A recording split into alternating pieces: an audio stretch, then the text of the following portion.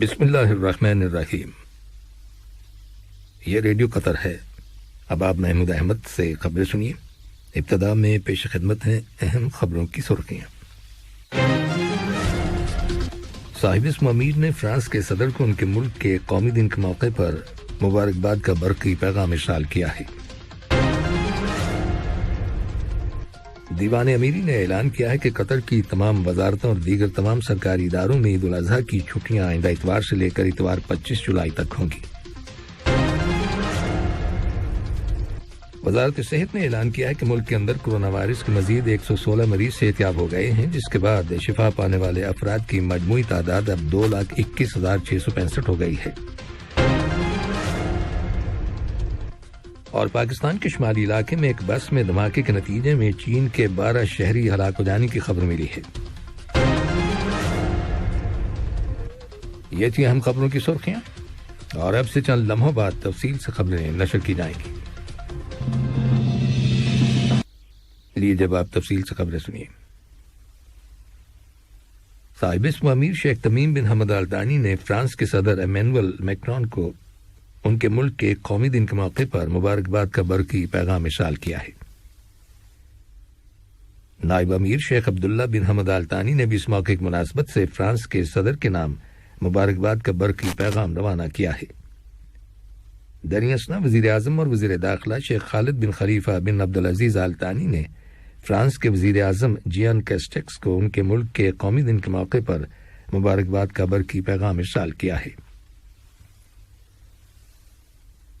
عید الاضحیٰ کے موقع پر دیوان امیری نے اعلان کیا ہے کہ قطر کی تمام وزارتوں اور دیگر تمام اداروں اور پبلک انسٹیٹیوشنز میں عید کی چھٹیاں آئندہ اتوار جولائی کی 18 تاریخ سے لے کر اتوار 25 جولائی تک ہوں گی۔ تمام ملازمین پیر 26 جولائی کو اپنے کام پر واپس جائیں گے۔ قطر نیشنل بینک، QCB، دیگر بینک اور مالیاتی اداروں کے ملازمین کے لیے عید کی چھٹیوں کے بارے میں قطر سینٹرل بینک کے گورنر بعد میں اعلان کریں گے۔ قطر کی وزارت داخلہ اور دوحہ میں بنگلہ دیش کے سفارتخانے نے ملک میں بنگلہ دیش کے شہریوں کے لیے سائبر سیکیورٹی سے متعلق مشترکہ ویبینار کے سیکنڈ پارٹ کا اہتمام کیا ہے۔ قطر میں بنگلہ دیش کے سفیر محمد جاشم الدین نے اس ویبینار کی اہمیت کے بارے میں اپنے خیالات کا اظہار کرتے ہوئے کہا کہ سائبر سیکیورٹی کا ٹاپک ہر کسی کے لیے انتہائی امپورٹنٹ ہے۔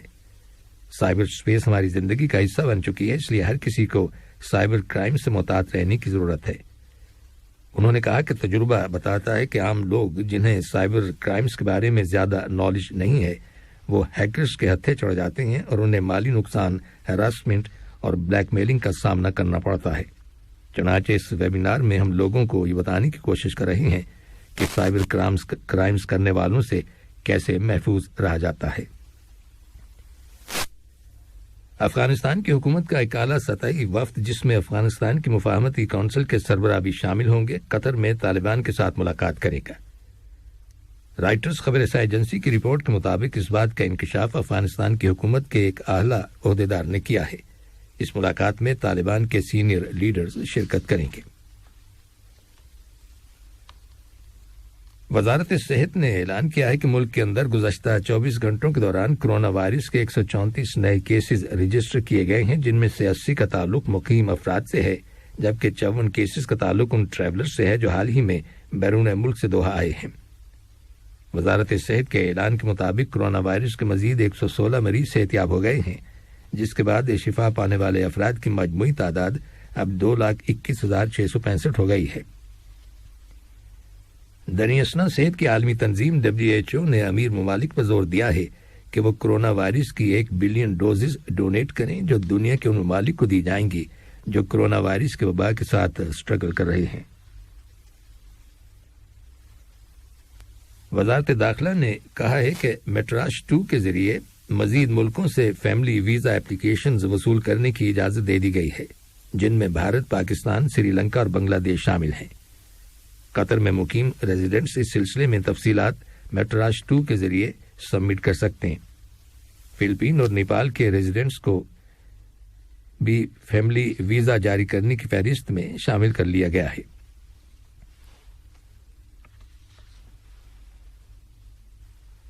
یہ خبریں ریڈیو قطر سے نشر کی جا رہی ہیں۔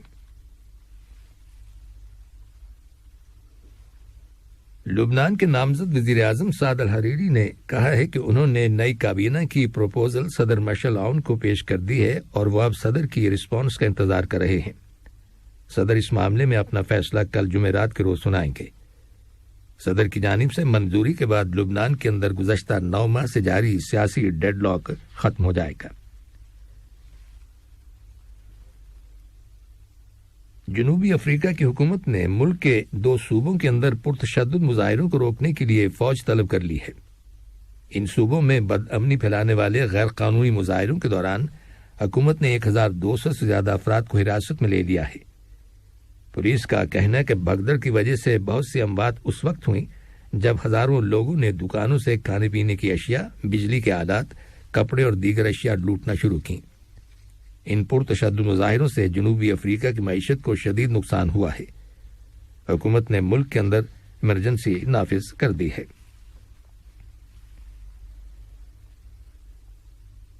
آج پاکستان کے شمالی علاقے میں ایک بس میں دھماکے کے نتیجے میں چین کے 12 شہری ہلاک ہو جانے کی خبر ملی ہے جو ایک ہائیڈرو پاور پروجیکٹ پر کام کرتے تھے۔ پولیس اور فوج کے ذرائع کے مطابق بس میں یہ دھماکہ غالباً سڑک کنارے دفن کیے گئے بم سے ٹکرانے کے نتیجے میں ہوا۔ فوری طور پر یہ معلوم نہیں ہو سکا کہ آیا بس سڑک کنارے دفن کیے گئے بم سے ٹکرائی یا پھر بم بس کے اندر رکھا گیا تھا۔ اس سانحے میں پاکستانی فوج کے 2 جوان بھی ہلاک ہوئے ہیں۔ چین کی حکومت نے اس دھماکے کی شدید مذمت کی ہے اور پاکستان کی حکومت سے کہا ہے کہ وہ اس حملے کی فوری طور پر چھان بین کرے۔ آخر میں اہم خبروں کی سرخیاں ایک بار پھر سن لیجیے۔ صاحب اسم امیر نے فرانس کے صدر کو ان کے ملک کے قومی دن کے موقع پر مبارکباد کا برقی پیغام ارسال کیا ہے۔ دیوان امیری نے اعلان کیا ہے کہ قطر کی تمام وزارتوں اور دیگر تمام سرکاری اداروں میں عید الاضحیٰ کی چھٹیاں آئندہ اتوار سے لے کر اتوار 25 جولائی تک ہوں گی۔ وزارت صحت نے اعلان کیا ہے کہ ملک کے اندر کرونا وائرس کے مزید 116 مریض صحتیاب ہو گئے ہیں، جس کے بعد شفا پانے والے افراد کی مجموعی تعداد اب 2,21,665 ہو گئی ہے۔ اور پاکستان کے شمالی علاقے میں ایک بس میں دھماکے کے نتیجے میں چین کے 12 شہری ہلاک ہو جانے کی خبر ملی ہے۔ ریڈیو قطر سے آج کا خبروں کا دوسرا بلیٹن ختم ہوا۔